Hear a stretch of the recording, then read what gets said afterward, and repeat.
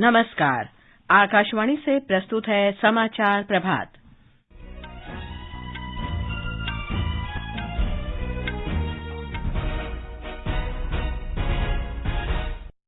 प्रधानमंत्री नरेंद्र मोदी आज सरकारी विभागों और संगठनों में नव नियुक्त 71,000 कर्मचारियों को नियुक्ति पत्र सौंपेंगे।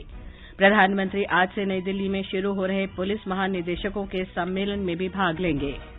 भारत में वर्ष 2021-22 में रिकॉर्ड 5,000 लाख मीट्रिक टन से अधिक गन्ने का उत्पादन हुआ। देश में घरेलू हवाई यात्रियों की संख्या में 2021 की तुलना में पिछले वर्ष 47% की वृद्धि हुई। और FIH पुरुष हॉकी विश्व कप में भुवनेश्वर में भारत ने वेल्स को 4-2 से हराया।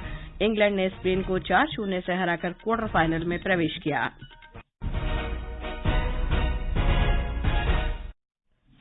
समाचार प्रभात के साथ मैं लवली निगम। प्रधानमंत्री नरेंद्र मोदी आज वीडियो कॉन्फ्रेंस के माध्यम से सरकारी विभागों और संगठनों में नवनियुक्त 71,000 कर्मचारियों को नियुक्ति पत्र सौंपेंगे। वे नवनियुक्त कर्मचारियों को संबोधित भी करेंगे। हमारे संवाददाता ने बताया है कि कर्मयोगी प्रबंधन मॉड्यूल के जरिए शुरुआती प्रशिक्षण प्राप्त करने वाले ये लोग रोजगार मेले में अपने अनुभव भी साझा करेंगे। नियुक्ति पत्र प्राप्त करने के बाद इन्हें देश भर में विभिन्न सरकारी विभागों में कनिष्ठ अभियंता, लोको पायलट, तकनीशियन, निरीक्षक, उप निरीक्षक, कांस्टेबल, आशुलिपिक, ग्रामीण डाक सेवक, आयकर निरीक्षक, अध्यापक, नर्स, डॉक्टर और सुरक्षा अधिकारी के पद पर नियुक्त किया जाएगा। प्रधानमंत्री कार्यालय ने बताया है कि रोजगार मेला देश में रोजगार सृजन को सर्वोच्च प्राथमिकता देने की प्रधानमंत्री की प्रतिबद्धता की दिशा में एक बड़ा कदम है। रईसुद्दीन की रिपोर्ट के साथ समाचार कक्ष से विजयलक्ष्मी कासोटिया। कर्मयोगी प्रबंधन मॉड्यूल विभिन्न सरकारी विभागों में सभी नवनियुक्तियों के लिए ऑनलाइन अनुकूलन पाठ्यक्रम है। प्रधानमंत्री नरेंद्र मोदी आज से शुरू हो रहे केंद्रीय सशस्त्र पुलिस बल और राज्यों के पुलिस महानिदेशकों के सम्मेलन में भाग लेंगे। 2 दिन का ये वार्षिक सम्मेलन नई दिल्ली के पूसा संस्थान में आयोजित किया जा रहा है। भारतीय नौसेना 23 जनवरी को कलवारी श्रेणी की 5वीं पनडुब्बी वागीर को अपने बेड़े में शामिल करेगी। भारत में इन पनडुब्बियों का निर्माण मुंबई के Mazagon dock ship builders limited ने फ्रांस की कंपनी नेवल ग्रुप के सहयोग से किया है। नौसेना अध्यक्ष एडमिरल आर हरि कुमार पनडुब्बी को सेना में शामिल करेंगे। आधिकारिक प्रेस विज्ञप्ति के अनुसार वागीर स्वदेश में अब तक निर्मित सभी पनडुब्बियों में सबसे कम समय में तैयार हुई है। यह भारतीय नौसेना की क्षमता काफी बढ़ा देगा। भारतीय जनता पार्टी के राष्ट्रीय अध्यक्ष जेपी नड्डा उत्तर प्रदेश के 2 दिन के दौरे पर कल रात वाराणसी पहुंचे। वाराणसी हवाई अड्डे पर मुख्यमंत्री योगी आदित्यनाथ और पार्टी के प्रदेश अध्यक्ष भूपेंद्र सिंह चौधरी ने वरिष्ठ पदाधिकारियों के साथ श्री जेपी नड्डा का स्वागत किया। हमारे संवाददाता ने बताया है कि 2024 में लोकसभा चुनावों तक अध्यक्ष पद का कार्यकाल बढ़ने के बाद जेपी नड्डा की राज्य की ये पहली यात्रा है। काशी विश्वनाथ मंदिर में महादेव के दर्शनों के बाद जेपी नड्डा गाजीपुर जाएंगे, जहां वो एक जनसभा को संबोधित करेंगे। नड्डा भारतीय जनता पार्टी के कार्यकर्ताओं और पदाधिकारियों के साथ चाय पर चर्चा भी करेंगे। गाजीपुर में बड़ी संख्या में लोग सैन्य बलों में अपनी सेवाएं देते हैं। ऐसे में पूर्व सैनिकों और उनके परिजनों से भी जेपी नड्डा मुलाकात कर सकते हैं। भारतीय जनता पार्टी ने आगामी लोकसभा चुनाव में उत्तर प्रदेश की सभी 80 सीटें जीतने का लक्ष्य रखा है। ऐसे में पार्टी उन 14 सीटों पर खास मेहनत कर रही है, जहां पिछले लोकसभा चुनाव में उसे हार का सामना करना पड़ा था। ऐसे में गाजीपुर पूर्वांचल की एक बेहद महत्वपूर्ण सीट है। सुशील चंद्र तिवारी, आकाशवाणी समाचार, लखनऊ। निर्वाचन आयोग ने त्रिपुरा में जुरानिया उपमंडल में 2 राजनीतिक दलों के समर्थकों के बीच हुए झड़पों के मामले में मुख्य सचिव और पुलिस महानिदेशक से रिपोर्ट मांगी है। आयोग ने आज 3 बजे तक रिपोर्ट देने को कहा। ये समाचार आकाशवाणी से प्रसारित किए जा रहे हैं।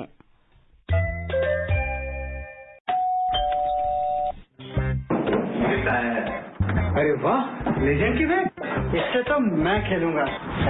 फ्यूचर बैटिंग लेजेंड मैं हूँ। इसमें जिसका नाम लिखा है बैट उसी को मिलेगी।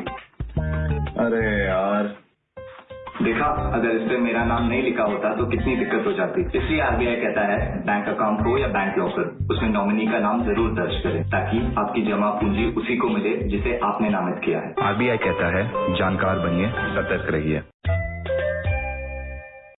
भारत में वर्ष 2021-22 में रिकॉर्ड 5,000 लाख मीट्रिक टन से अधिक गन्ने का उत्पादन हुआ।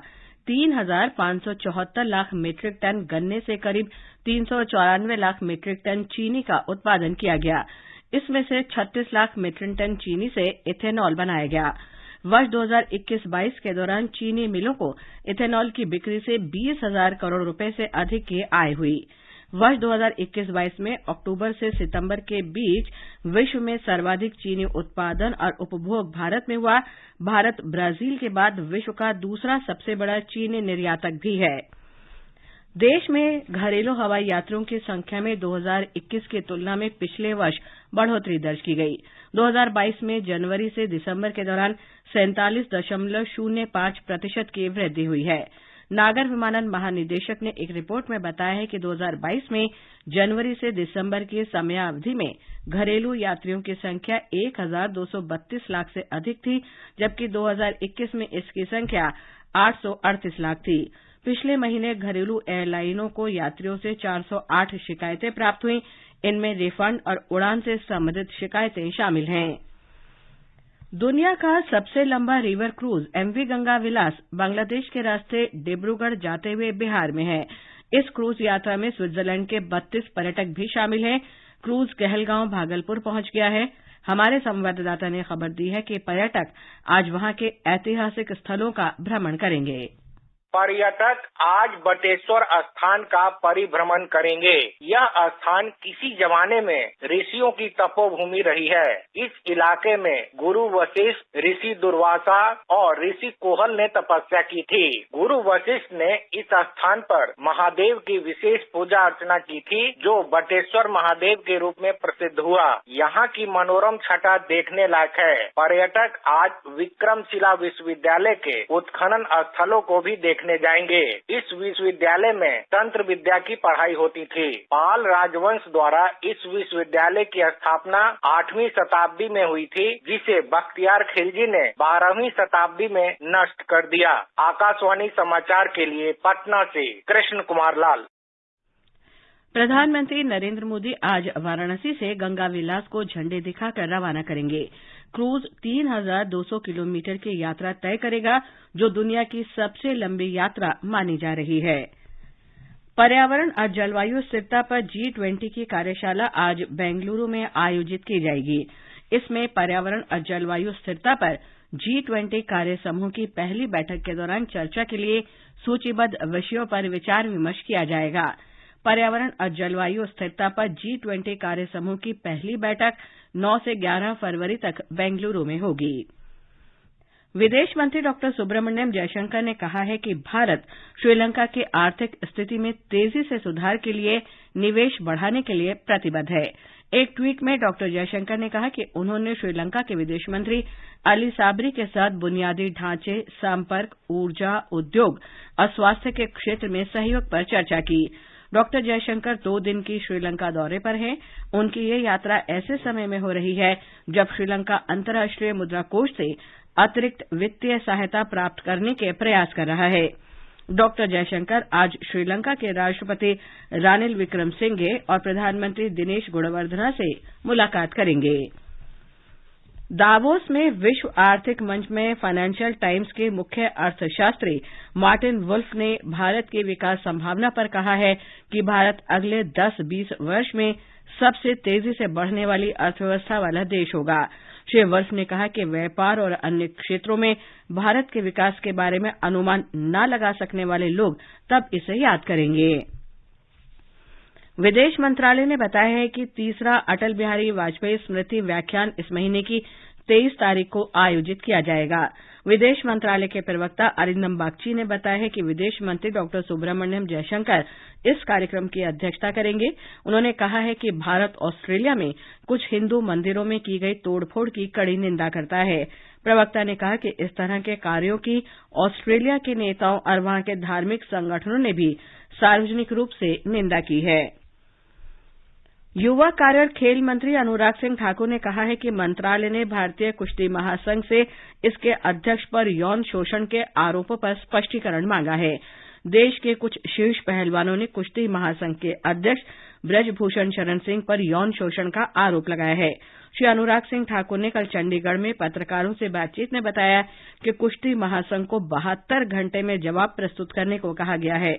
उन्होंने कहा कि सरकार ने इस मामले को गंभीरता से लिया है। एफआईएच पुरुष हॉकी विश्व कप में भुवनेश्वर के कलिंगा स्टेडियम में कल भारत ने वेल्स को 4-2 से हराया।